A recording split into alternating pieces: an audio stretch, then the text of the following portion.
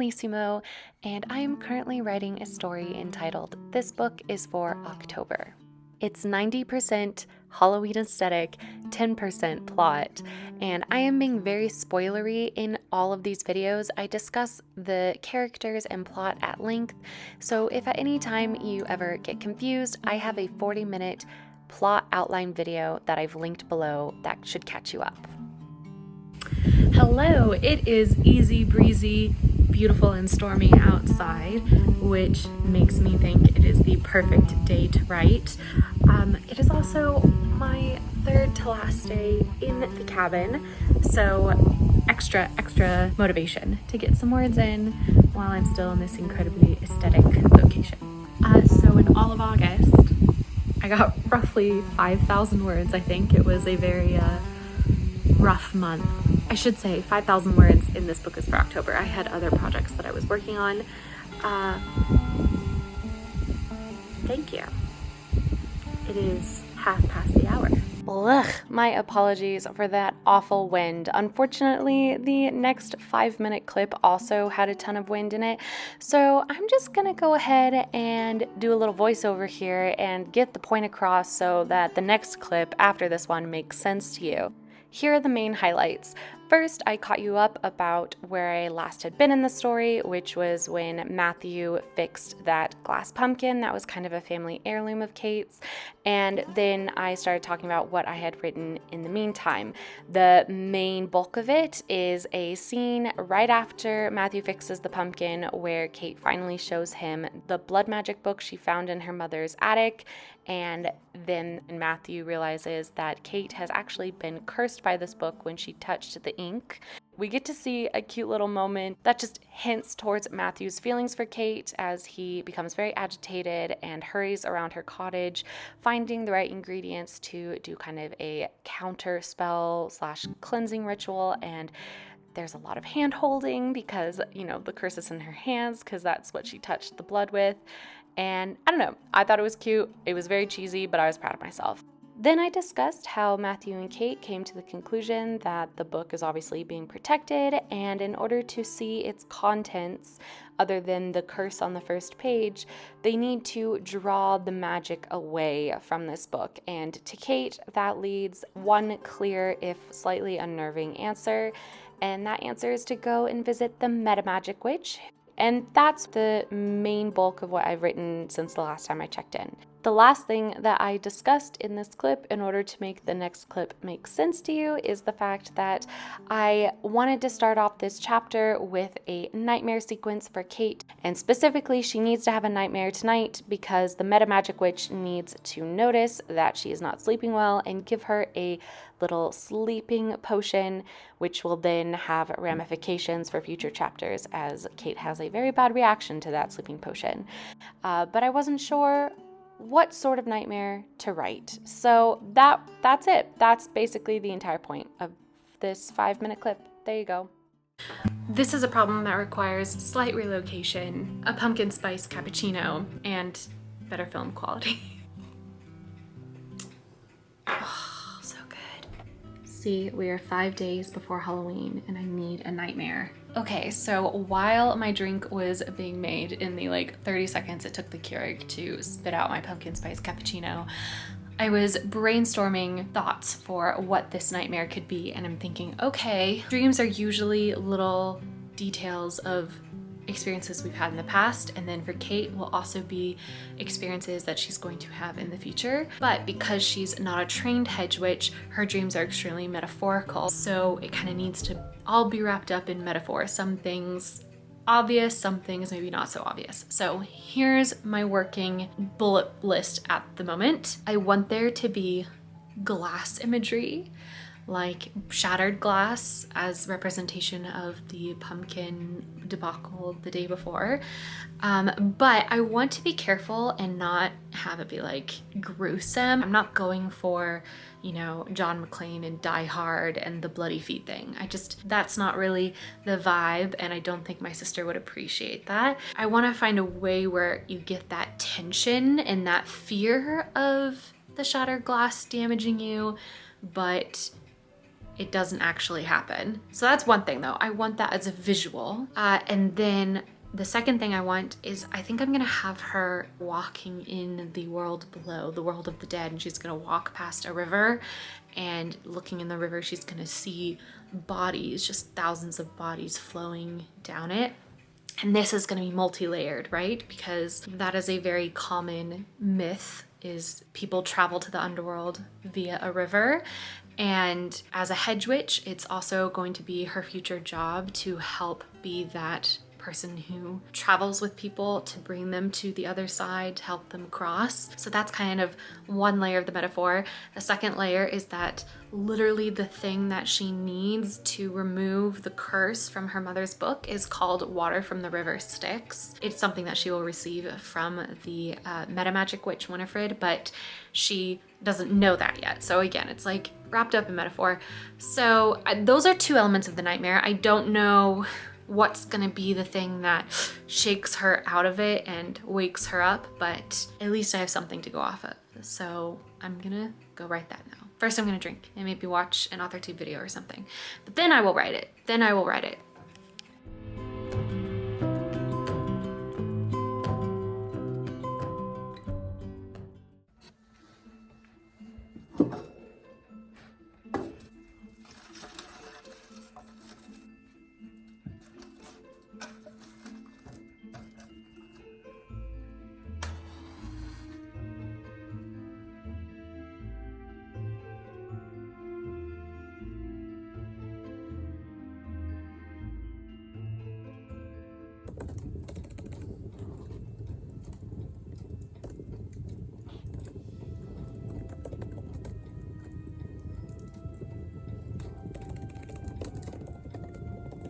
So I've been writing for an hour or two at this point.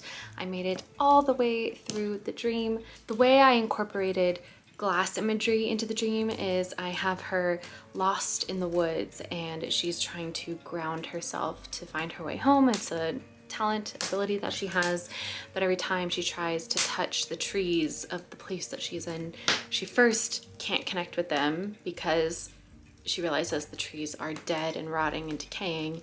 And secondly, when she touches them, they crumble and shatter like glass. And again, I left out any mention of her, you know, slicing her foot or anything like that, just again, because my sister wouldn't like that. And then I had her find that river that I mentioned, and she actually goes into the river, and when she goes under the water, she sees the souls of the departed all reaching out for her, and it's like very scary, and that's what causes her to wake up. So yay, we have the dream. Oh my God.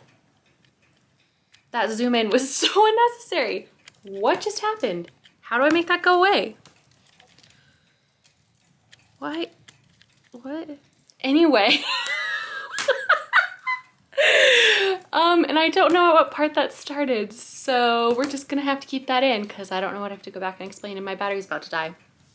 Anyway, got through the dream. As I said that very close to you. And I wrote over 1,000 words, bully for me. And I think I'm gonna call it and just enjoy the fire and do some non-writing related activities for the rest of the night because I'm pretty beat. All right, good night.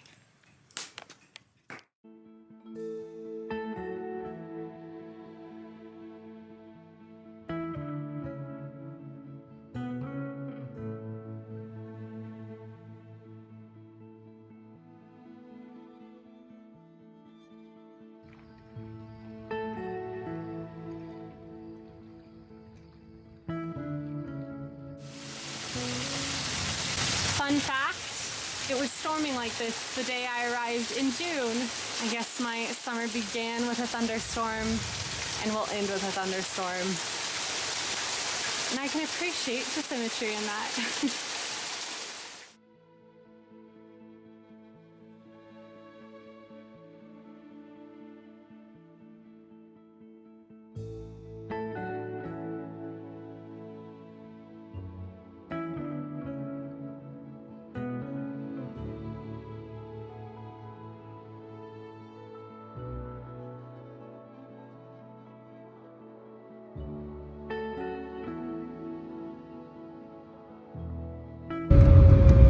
Ladies and gentlemen, it's our pleasure pleasure to welcome you to Dallas Fort Worth International Airport. And I'm officially home. Now I just have to deal with all of this.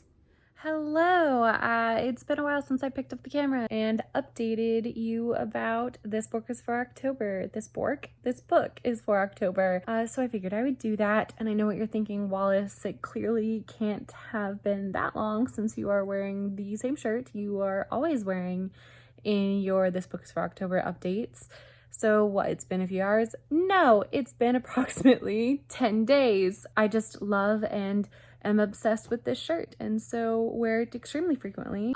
Anyway, long story short, I'm doing a 10K day today. In fact, I'm 4,000 words already in my 10K day. As you can tell, there's no direction but up since I am clearly lying in my bed. We're in a really energetic mood. I have no memory of the last thing I filmed other than travel clips of me traveling back to Texas. So I don't know what the last thing I updated you on, but long story short, Kate and Matthew are at the fall festival, and for the past 4,000 words, it's basically been Hallmark goodness.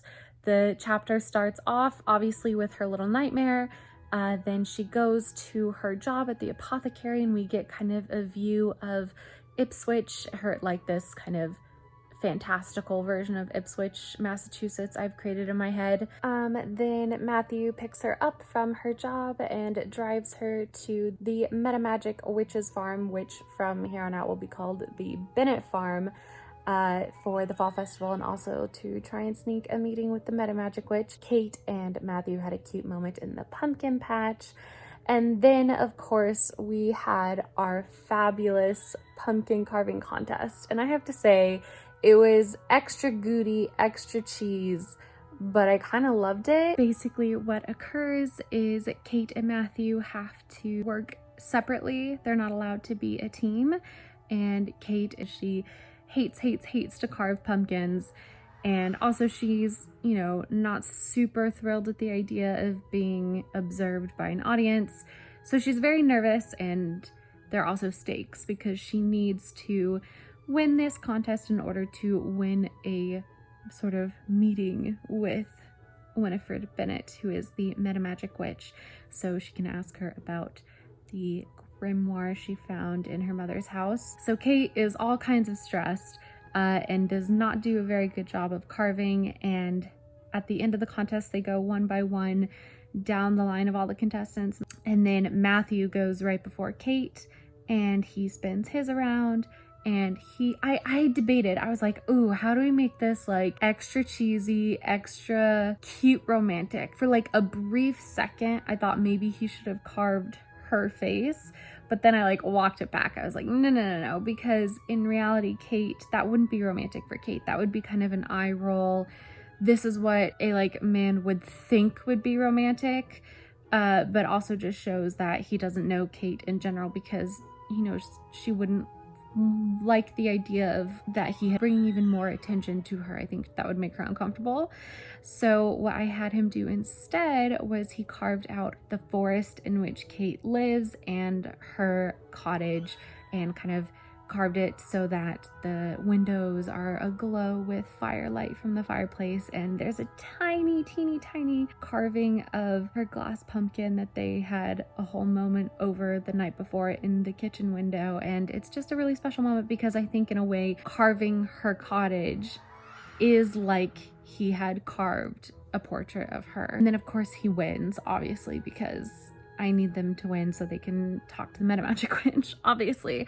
But in general, I thought it was a really cute moment. And again, very cheesy, but not as cringy as him carving her face, if that makes sense. I don't know. Clearly, I obviously have issues with public displays of affection. I'm sorry. But yeah, that's the update about where Kate and Matthew are now. There are only 3 minutes left in this sprint, and I've spent most of it chatting at the camera. But I think I only have about 200 or maybe 300 words left in this chapter, which would be really exciting, because then the next chapter is the confrontation with the Metamagic Witch, which I have been waiting for so long. So yeah, that's the update.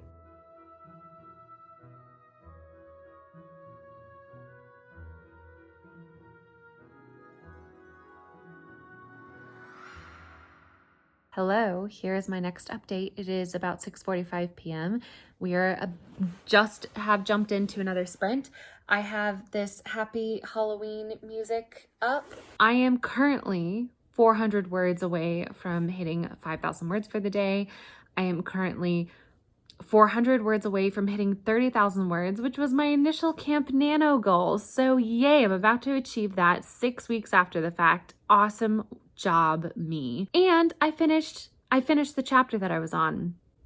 So it was an eventful sprint or two. I forget how many sprints have occurred since I last checked in. I have now officially started the Meta Magic Witch chapter. Woo! Double celebration. I hit 30,000 words and 5,000 words for the day with the end of that sprint. Now, I'm feeling pretty good, and I think that I could keep working if I wanted to. I'm actually in the middle of a really interesting scene. It's high tension. The Meta Magic Witch is like, "Why are you here?" And Kate is thinking to herself, "Ooh, gosh, do I say, lady, I think that you helped my mom create a forbidden artifact, or do I try and do this a little more politically and a little more savvy?" And then, of course, Matthew's in the background, just being his anxious self of, is Kate in danger? Must protect Kate at all costs. And so that also creates a layer of tension because the Meta Magic Witch does not enjoy having people who think that they could beat her, because she is very proud of her power and her ability to basically whoop ass with other witches and hexens specifically. Anyway, that was a whole long tangent. I have been sprinting for 30-minute sprints with 15-minute breaks since noon. It is now 7:30. Obviously, it took me 7 hours, roughly, to get the first 5,000 words, which means I'm going to be up for quite a while. I'm doing the math in my head right now, and it's actually not pleasant to consider. Because of that, I want to force myself to take a break and also honor a prize. A reward, in fact. Because when I first started up this 10K day, I made myself a little tracker in my author journal, specifically in my this book is for October section of my author journal. And here I have my little word count tracker. Each of these squares is 500 words. Every time I complete 500 words, I color it in. I have a little list of things that I've been doing today to keep myself inspired in the Halloween mood. I lit a pumpkin chai candle. I listened to magical playlists. But then I also have these rewards. At 5,000 words, I get to watch one episode of Just Add Magic. At 10,000 words, I get to watch another episode of Just Add Magic. What is Just Add Magic, you might be asking? It's a show on Amazon. Straight disclaimer, it is 100% a kid's show about a group of girls who find a magical cookbook in their attic and they cook magical recipes and get up to all sorts of hijinks, and it's super cute and super fun. So I'm going to watch as my little break and then get back to sprints in about half an hour. Okay. It's time. Butter. Butter. Oh, hello. How do you know it's near the end of a 10K day? It's when Wallissimo looks like she's in desperate need of a shower. We are, in fact, approaching something. The cliffs of insanity? Maybe. If you hear giggling in the background, that's not Ghost Wallace haunting me in my horror. That is Katie. It is currently 11:48 at night, which means this 10K day will bleed over a little bit into a second day. But in my opinion, it's a 10K day if you accomplish it within 24 hours of starting. I finished the Meta Magic Witch scene, which I have to say there was some inadvertent BDSM kink in that, which was unplanned. I swear. I don't know. The last I mentioned this, I think I was still in Michigan when I mentioned the whole Matthew drawing out the curse from Kate. Well, I've decided that Matthew has actually held on to this blood magic curse and he's mixed it with his own shadow magic to bind it so that way it doesn't try to return to Kate. So he has this on him. She doesn't know that though. and they go visit the Meta Magic Witch. The conversation gets heated and emotional because Kate is quizzing her about her relationship with Kate's mother and her questioning her loyalty, and the Meta Magic Witch just gets a little bit emotional, and then maybe a little bit on purpose, sort of accidentally, it starts attacking Kate with her magic, and Matthew doesn't like that, so he flings the blood curse onto the Meta Magic Witch. Now, when I had initially written the scene with the blood curse, I described it as this like slithering, oily black cord. Okay, so I was just trying to stay consistent in that description and have Matthew have wrapped the curse around the Meta Magic Witch's neck, and slowly tightening it to kind of try and control her. And then in a low, quiet voice, he says, "Are you capable of behaving yourself?" I wrote that and I felt weird about it, but I'm keeping it in because, you know, in the spirit of a 10K day, I feel like that's appropriate. Yeah, so that's how that went. Oh yeah, I haven't updated on my word count. Hello, I am 9,177 words into it. We got through the Meta Magic Witch scene. She apologized for attacking Kate, and Kate was like, "Oh, I do not know how I feel about that. I don't know if I accept your apology." An attempt to ask for forgiveness, the Meta Magic Witch gifted Kate the elixirs that she needed to solve her issue, both in her trouble sleeping and to unlock the blood text that her mother had kept secret. And Kate and Matthew went home. Kate made herself some tea. She poured the elixir of sleep into her tea so that she could have a non-scary evening. And poor Kate, it has backfired, and she's in fact sleepwalked into the middle of the woods and is currently being chased by real-life hellhounds. And that's where I am right now, and I'm excited to get into it. So let's get into it. Bye. Hear ye, let it be known at the hour of midnight 23, Wallissimo hit 10,000 words. The tracker makes it so. The tracker breeds reality. And now my tracker is complete. Isn't that so satisfying? That is so satisfying. All right, so that is the end, and not just the end of the 10K day, but I think the end of the vlog. My final point of action is going to be to cuddle in bed with my little puppers and watch a second episode of Just Add Magic. My plan for the most part is to take tomorrow off of writing just because today was a lot. And then on Sunday, I travel to Colorado for a week, and we can trot off together in the final stretch of getting the book finished in time to give it to my sister at some vague general point in the month of October. But until then, go be happy, go be healthy, and go write. Bye.